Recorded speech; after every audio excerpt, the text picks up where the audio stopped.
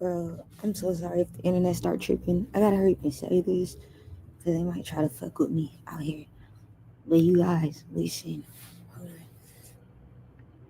Oh my gosh. I gotta tell you something.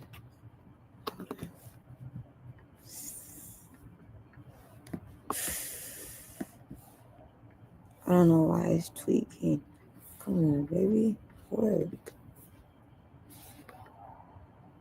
Um, okay. I gotta tell you. I gotta hurry up. I gotta go back. Okay, listen. It's cold as fuck. All right. So remember I was telling you guys about the gallery, the art gallery that had it was like a wall gallery. It had the hearts or some shit that was made out of the marbles. They were pretty colorful marbles. The marbles were like square shaped almost, like just molded in different like looking rectangular square type of marbles, and they were ingrained in the wall, and they were engraved in there, and they had a heart shaped design, and one was on top of the other, and they point the bottom of the hearts point onto each other, so it's like one heart's upside down mirroring the other heart that's sitting straight up. You're like, yes, okay, but it's all made out of marbles, and there was other art too.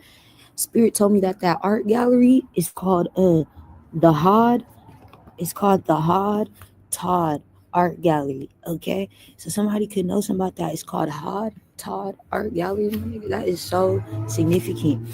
It's the Hod Todd Gallery or something. Hod Todd Gallery.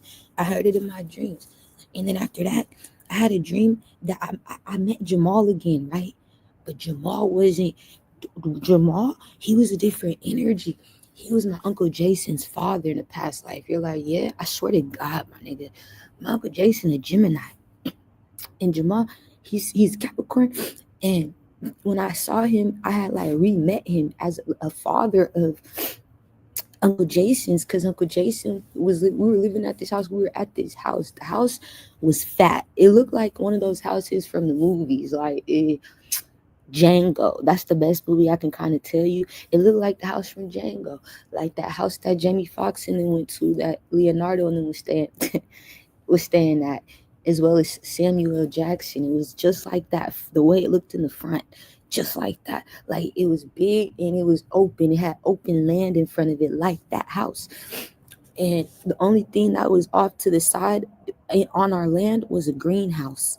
There was a greenhouse on the right side of the property when you're facing the property, or when you're facing the land on the porch of the house. Like if you're looking out from the porch, on our right hand side there's a greenhouse, and if you're pulling up to the property, the greenhouse is on your left. But that was the only thing I could see in front of us was a greenhouse. Everything else looked like you're back in the day, my nigga. Like those dreams were like, it's like the movies, like where they talk about they were picking cotton and slavery, and you're like, yes, okay. So we were living in a house that looked like that. It was all white. The house was white, like that, and it was big. And I had been outside already, and Jamal had came to me and asked to speak to Uncle Jason, and I knew that this man came frequently, but I didn't know he was Uncle Jason's father at that time. You're like, no, no, but I knew he came frequently. I said, because he wasn't doing the best, and Uncle Jason would have to help him, like take care of him. Uncle Jason would meet him in the greenhouse because people didn't want Jamal around. He had a dirty appearance, like you could tell he worked hard, but he don't take care of himself, and he had a bad attitude, and he would give people bad attitudes and trigger people, and he would give Uncle Jason a bad attitude when he would come around, because he did this dream. Uncle Jason, I never seen him so mad in my life. Because his dad, as Jamal in a past life, triggered this energy. I can't make it the fuck up. And I said he made Uncle Jason mean and irritated. He stressed Uncle Jason out because he was always dependent on Uncle Jason's help and Uncle Jason's support. And when he came to tell me he wanted to talk to Uncle Jason. And it was when I was out in the field, about to come in the house from being out in the field, but it was right by the greenhouse. And when I was on my way back to the porch, the house, he had stopped me. He came out of the cut. He used to ask me for my Uncle Jason. He go get him. And I said, yeah. And I couldn't believe it was Jamal. I could, like, in the dream, I didn't register. Like, when I woke up, I couldn't believe it. You're like, I'm like, oh, shut the fuck up. Shut the fuck up. And his old ass, that nigga scared. Um, what happened was when I came back to the porch, I told Uncle Jason was in the house. I had to come get him. I said, Uncle Jason, I said, there's a man. He's outside waiting for you. And I looked, I was like, he's in there. And he was in the greenhouse, right? And I saw him changing his clothes while he was waiting. He was like dirty as hell. He had a white, dirty ass shirt on and some blue jeans, dirty as hell. And he was changing his clothes. I could just see him changing, like, in the greenhouse. He had another pair of clothes to wear and put on. It was all in the greenhouse. That was very significant. He couldn't come to the house. Jamal, you ain't welcome here now, Mouth. You ain't welcome here now, Mouth. So yeah, funny is hell spirit. Okay, so he got kicked off, kicked out. Okay, cut off, cut out, just like it's happening today. So they was like, you still the same nigga, still the same nigga, still the same Jamal. You gonna be a nigga like Jamal every lifetime. Another nigga like Jamal every lifetime. There's always a nigga like Jamal. There's another Jamal like Jamal. You're like, it's just like him. So I found out. Uncle JC said, okay. He was irritated. And I'm like trying to, he told me to do something. It was connected to it like a room, like an electronic, like it could be a radio, TV. It was like something that had a plug in because he was mad at me. I wasn't even focused on what he wanted me to do. I was focused on how mad he was, because you like his energy shift. You know what I'm saying? You're like, yeah, because Jamal came around, and so I was just irritated with how mad he was. Like, why are you tripping? It was over electronic though. Like, he was mad that I couldn't get something to work because something's not hard to function and manage. It was some sort of electronic device. It wasn't hard to function. It was just not plugged in. And he was yelling at me because he didn't plug it in because he was too focused. He got distracted with Jamal. So he wanted me to finish something or finish doing something in that room, and I couldn't because the shit wasn't plugged in. And so I went out there and I told him, because he still didn't say nothing to Jamal. When he came outside, I saw he was still on the porch. He didn't like rush to go talk to Jamal. He was on the porch, irritated, looking at Jamal, doing something on the porch or doing some work on the porch. Like, he was working on something. He just doing a lot. I said, Uncle Jason, I said, you have to go. I said, Uncle Jason, you have to go help me do that. I was like, I don't know how to fix that. I don't know what, it's not working. It's not turning on. And he said, all you got to do is da-da-da-da, right? And I'm like, oh my gosh, he's angry. I said, okay, well, that man wants to talk to you. He's still waiting on you. He said, I know. He said, oh, he came back in the room, and I followed him back there, and he saw, he was like, see, look, all you got to do. And he was like, oh wait, it's not working. And then he looked at the plug-in and he saw it wasn't plugged in. Whatever the device was, it wasn't plugged in. He plugged it in. He said,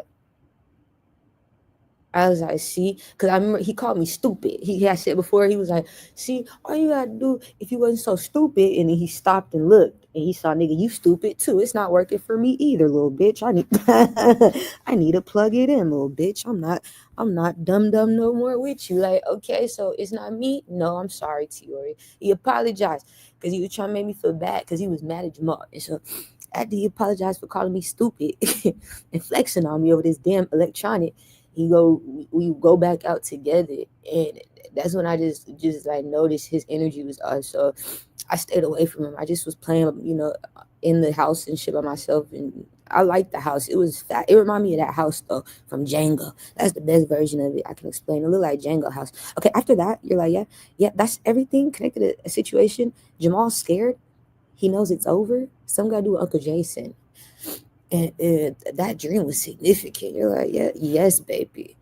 And then I saw him. I had another dream of Jamal at a gathering, but you could tell like he was younger. Like, he had a beard. He has his full beard. His hair was all in an afro type shit, fucked up. And it was no lineup, no nothing, no haircut, no lineup. And he had a full ass face of hair. His beard was so scrubby, and he had his big ass eyes open, looking at me. Like, I scared him at a party. It was a gathering to celebrate somebody's job or a work, his job or something. Somebody's job. He was there though. You're like, it was a work gathering. Okay, but after that, Spirit told me that the people who pay Jamie Foxx, okay? That their finances are gonna be getting cut off. They will no longer be able to pay Jamie Foxx because they're getting caught up for being human traffickers. No, I'm not a human trafficker. That's not true. Yes, you are. We're gonna reveal it. Sunny here like when you go to jail, it's gonna be revealed. Every time y'all go, I just laugh. I'm like, now how you feel? Stupid, not how you look. Dumb, not how you.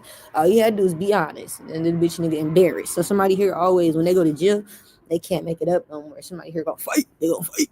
And when they see they can't fight no more, they get scared. Jamal realized the Leo's in jail. I can't fight no more. They got the house. I said, yeah, the Libra. He got the house keys that y'all was using to get in these homes to set me the fuck up. I said, it's amazing to me how popping I am. Niggas really invested in homes just to stalk me and abuse me, put my house in harm's way, nigga, every day just because I'm that great. There's no competition. I'm too cool for this. Like, I'm way too cool for this. You know what I'm saying? You're like, it's aura, baby. Something here's aura. You know, it's just aura. Too cool for that. So it's like, I realized that the Leo went to jail. Theron, what the fuck you been wearing? Yeah, somebody else's identity. This nigga's in jail, and because the Libra, he worked in government. He was supposed to be paying Kasha, but Kasha got himself killed. You little dumb fuck. I stupid. That's what you get. You was over here. You really was Kasha, because you was over here letting your feelings get in the way. You let your emotions get in the way. I like the Libra. He don't let nothing get in the way. He work. He do the job. He go home. That's right. That's right. I like you, Libra. You like, yeah, respectable man. It's a good man. He do the job. He go home. Right. He gets it done. I like him, Trump. You're like, yeah, he gets it done. He's the chief or the head nigga in charge. He's a white man or something. White man, Asian, I don't give a fuck. So then like, oh, he got him out of here. I saw every time these niggas try to come to the house, somebody here got caught up by the Libra. The government finally on my side because this man in spirit showed me, yeah, we could work with that. We're grateful for the Libra. So yeah, the government finally helping me now. You know, they got Theron and they on it as it because Kasha's boss, he really making shit possible. He finding solutions, and I'm very grateful for that. Very blessed and highly favored for that. I found out that Spirit said the best Hondas for Hitman are Civics. They said it in my sleep. The best Hondas. So Hitman, I don't know if you need a fucking Honda. I need a Honda. They said get Civics. The best Hondas for Hitman are Civics. That's what. And so who the fuck needed to hear that? So I feel like somebody definitely needs to know if you're a Hitman, you need to get a Honda, and you need it to be a Civic. Spirit said that's the best. If you get Honda for sure, get the Civic. Spirit say I recommend the Civics. They're the best for Hitman. That's a good car, right? After that, they told me Troy Livington invited a boy to hang out. The little boy never came back home. Troy Livington did. I said, what that means, Spirit? Spirit said that Troy Livington, yo, dumb ass, the Aquarius, Fester, Camille's son. You're like, yes. He went and connected with the Shaji that pays people to be a part of the movies. The Shaji, she had paid Tilda Swinton to be a part of a movie. She paid Jason Statham to be a part of movies. She pays the actors and the actresses to be a part of her movies. But she sacrificed. Sorry, I'm outside the Safeway, so it's loud. She sacrificed Tilda's son, and I found out who the killer was. No bullshit. The fuck is loud, bro? And I found out the killer, it was Troy Livington. You like, yeah?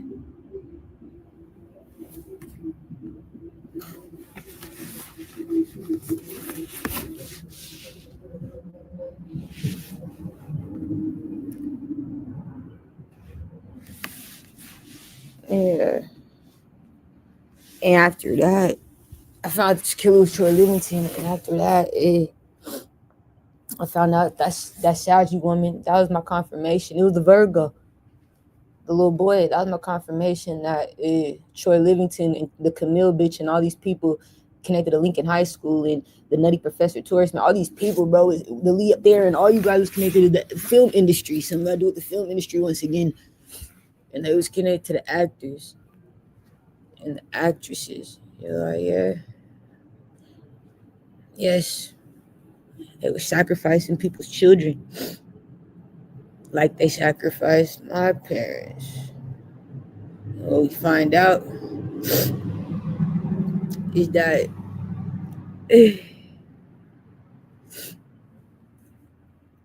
that same nigga, he's the same nigga that tried to, the Troy Livingston nigga, the same nigga that tried to pull up to my house with papers. Him and his mom. It was his mom in the car. Camille, that bitch was in the car with him. The tourist, heard that bitch? She a fat white bitch. She got heavy set.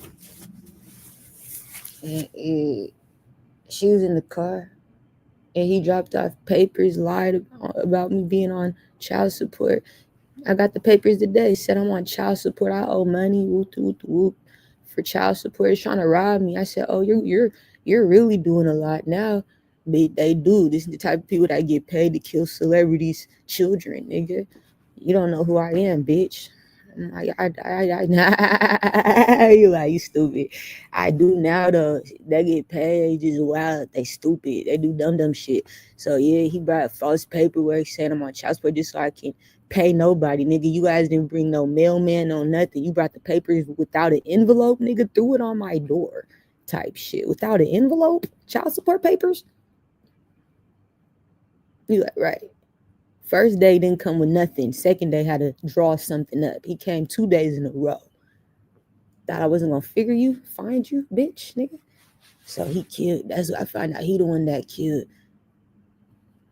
Tilda Swinton's little boy, the Virgo. That's who they was talking about. That's the little boy that he invited to hang out. Something got to do with that Leo man, Theron's family. All them bitches and niggas who set me up connected. The family, the ones who pay for family, the ones who pay the doctors, nigga. All you guys, from Thomas Suit to nigga, all you. We're gonna get into it. Last thing I need to tell you is I need to tell you Kai Sinat. You like, yeah, that's my guy. That's my guy. I know we're gonna get along just fine. He like a brother to me in spirit through the ancestors, and he be close to people that I'm close to out here that I grew up with, family, friends. He be in the dreams with him. I needed to go deeper because Spirit said you need to talk to the Saji. I said, what's the Saji you need to know? He need a warning. They said need to Kai. Some guy do with his girlfriend. She connected to that school, connected to the one from my dreams. And Spirit said that Kai girlfriend, she been lying to Kai about her living situation. That she told Kai she was struggling, and Spirit, she don't got a home or something. And Spirit said that's a fucking lie. Oh, it's nice to see we're all pulling up. It's nice to see it.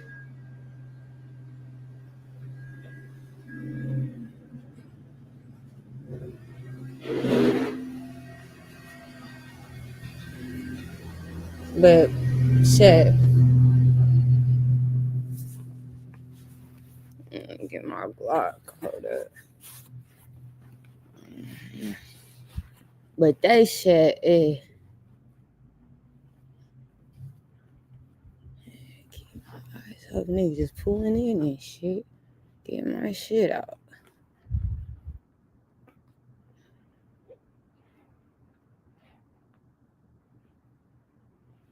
They had said that though. You're like, yeah, I'm glad though I got my shit. Yeah, they had said that though. They had said these niggas said that she not really homeless. She got a crib. It's how the distance connect to the Aries man. She worked with the Aries that run the school.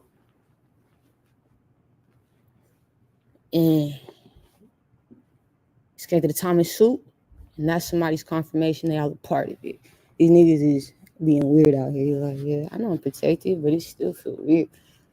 Too late. I'm getting triggered. So let me go before I start popping my shit. That's all I need to tell you.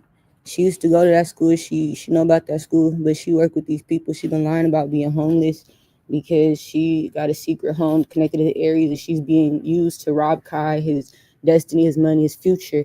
Because she worked with these people. She a part of the setup, and she know because she used to go to school, or something got to do with her going to school, and she got a house connected to that location where the school is with the red and white jerseys connected to the top of the suit and the Aries man that traffic people out in my city. Have a good night. Good day.